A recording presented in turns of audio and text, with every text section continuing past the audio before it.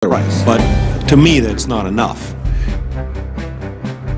Training accidents or this type of training. As I fundamentally disagree with a narrative. All right, Mr. Rivkin, thank you for joining us today. As you know, Van Jones, one of the czars in the president's cabinet, or at least in his administration, has been in the news lately, and he's resigned. What do you have to say about all the brouhaha over Van Jones, and who's right? Well, frankly, there is a little bit of fault on both sides.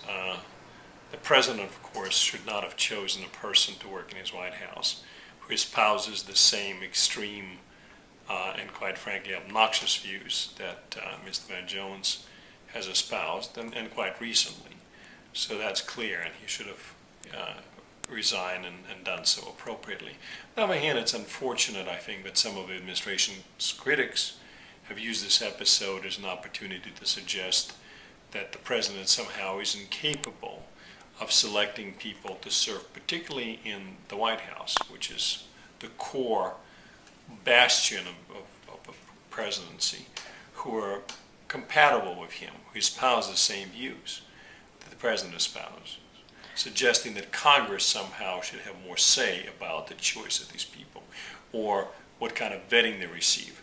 And this proposition is quite frankly erroneous. It's not supported by the Constitution. The president is entitled to choose the people with whom he's comfortable. If he chooses the wrong people, like Mr. Van Jones, he pays a political price and eventually they go. But there's no constitutional norm, if you will, that's an issue here.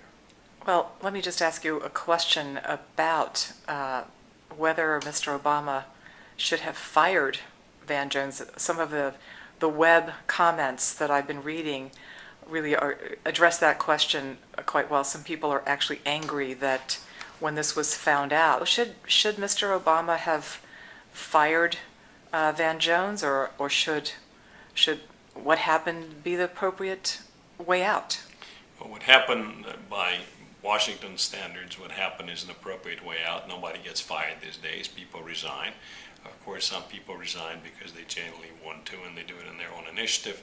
Some people resign because they're nudged. Some people resign because they're pushed. The important thing is that he is gone. And quite frankly, let me defend the president for a second. I very much doubt that he or his closest advisors were aware of every aspect of Mr. Van Jones's past. But it doesn't matter, because you are responsible for the people you hire, and whether or not it was a deliberate choice to allow the person with his views to serve in your White House, or it was sort of a callous indifference to what his views were, politically and from a perspective of accountability, the end result is the same.